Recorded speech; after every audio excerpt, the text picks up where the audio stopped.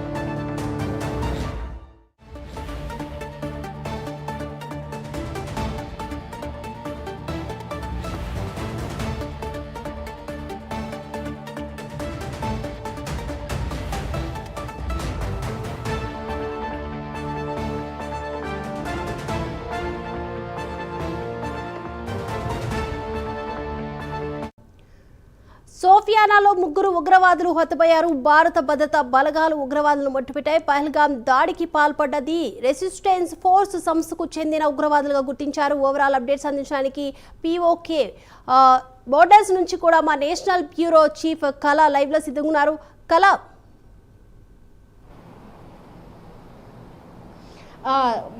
దీపిక, దాదాపు మనకు కొద్దిసేపటి క్రితం ఈరోజు ఉదయం నుంచి కూడా దాదాపు ఏదైతే భద్రతా దళాలకు తర్వాత ఉగ్రవాదులకు జరుగుతున్నటువంటి ఏదైతే అంటే దాదాపు ఏదైతే మనకు టెర్రరిస్టులను అంటే మొత్తం అంతా కూడా కాశ్మీర్ ఫ్రీగా అంటే టెర్రరిస్ట్ ఫ్రీగా చేసేటట్టే దానిలో భాగంగా ఈరోజు తెల్లవారుజాము నుంచి కూడా ఇక్కడ ఏదైతే మనకు కీలకమైనటువంటి ప్రాంతం అంటే సమాచారం అందింది. ఉదయం 5:30 నుంచి కూడా ఇక్కడ మనకు ఉగ్రవాదులకు తర్వాత భద్రతా దళాలకు జరిగినటువంటి ఏదైతే దాడుల్లో ముఖ్యంగా అక్కడ ముగ్గురు ఉగ్రవాదులను అంతకంటే ముందుగా ఏదైతే పెహల్గావ్ ఘటనలో దాడిలో వీళ్లకు భాగస్వామ్యం ఉంది అన్నటువంటి సమాచారం కూడా అందుతుంది. ముఖ్యంగా ఏదైతే కాశ్మీర్ ఫ్రీ టు ఏదైతే టెర్రరిస్టులను ఫ్రీగా ఉండేటటువంటి విధంగా కూడా భద్రతా వ్యవస్థ ముందుకు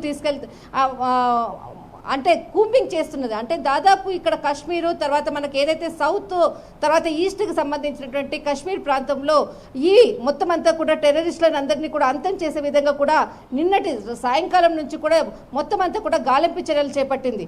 అందులో భాగంగానే ముఖ్యంగా టెర్రరిస్టులకు ఏదైతే తెల్లవారుజాము నుంచి జరుగుతున్నటువంటి టెర్రరిస్టులకు ముగ్గురు కూడా హతమైనట్లు కూడా వాళ్ళ దగ్గర దాదాపు చాలా అంటే AK-47 తర్వాత చాలా మందుగుండ్లకు సంబంధించినటువంటి పూర్తి చాలా స్వాధీనం కూడా చేసుకున్నటువంటిది కూడా భద్రతా దళాలు కూడా వ్యక్తపరిచారు. అయితే ముఖ్యంగా మనం ఏదైతే ఇప్పుడు మనము POK బార్డర్ దగ్గర ఉన్నాము, ప్రస్తుతము ఇక్కడ ఏదైతే ఉందో ఆర్మీ ఫోర్స్ అంతా కూడా ఇక్కడ నుంచి కూడా కదులుతున్నటువంటి దృశ్యాలు కూడా మనము చూడొచ్చు. అయితే ముఖ్యంగా ఇక్కడ POK బార్డర్ నుంచి కూడా ఆర్మీ ఫోర్స్ ఇక్కడ కూడా చాలా ప్లేసెస్లో కూడా మొత్తం అంతా కూడా సెర్చింగ్ ఆపరేషన్ కూడా స్టార్ట్ చేసింది. ఉగ్రవాద సంస్థలకు సంబంధించినటువంటి ఏదైనా కొంత విలేజెస్లో కూడా వాళ్ళకు పరిచయాలు ఉన్నట్లు కూడా కొంత సమాచారం అందడంతో కొద్దిసేపటి క్రితం కూడా ఇక్కడ కూడా సెర్చింగ్ ఆపరేషన్ ప్రారంభమైంది.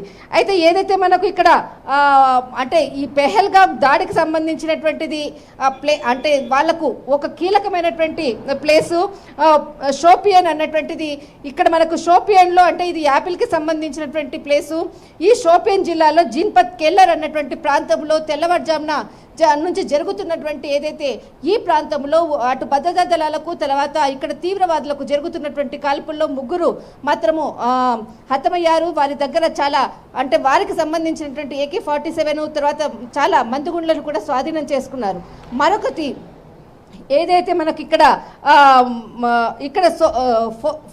షోపియన్ అన్నటువంటిది ఏదైతే ఉందో అక్కడ చాలా కీలకమైనటువంటి ఎక్కువగా ఉగ్రవాదులకు చాలా అటాచ్ ఉన్నటువంటి ప్లేసు ఈ షోపియన్ అన్నటువంటి ప్రాంతము. ఇక్కడ చాలా పోలీసులంతా కూడా భద్రతా వ్యవస్థకు సంబంధించింది అంతా కూడా ఇక్కడ ఈ ప్రాంతంలో కూడా చాలా ఆర్మీ ప్రొటెక్షన్ పెరిగింది నిన్నటి నుంచి కూడా. ఎందుకంటే ఈ షోపియన్కి సంబంధించింది ఎక్కువగా పాకిస్తాన్కి సంబంధించింది, తర్వాత కాశ్మీర్కి మధ్యలో ఉండేటటువంటి బిజినెస్ పర్పస్ కూడా ఉండేటటువంటిది షోపియన్ ప్రాంతం. ఇక్కడ ఏదైతే మనకు కాశ్మీర్కి సంబంధించినటువంటి ఫ్రీ టెర్రరిస్ట్కు సంబంధించినటువంటి పోస్టులను కూడా ఈ షోపియన్లో కూడా పోలీసులు భద్రత సంబంధించినటువంటి అధికారులు కూడా ప్రత్యేకమైనటువంటి పోస్టులను కూడా అక్కడ అతికించడం జరిగింది. ఎవరైతే పెహల్గావ్ దాడిలో అంటే వాళ్ళకు సహాయం చేసిన వాళ్ళు కానీ ఉగ్రవాదులు కానీ ఏదైనా సమాచారం ఉంటే ఖచ్చితంగా వారికి 20 లక్షల అంటే వాళ్ళకు ఒక ప్రైజ్ మనీని కూడా అనౌన్స్మెంట్ చేయడం జరిగింది. దానికి సంబంధించినటువంటిది కూడా ఇక్కడ షోపియన్ యొక్క విలేజ్లో కూడా అతికించడం జరిగింది. మొత్తం మీద మాత్రం ఈ షోపియన్ అన్నది చాలా కీలక ప్రాంతము కాశ్మీర్లో.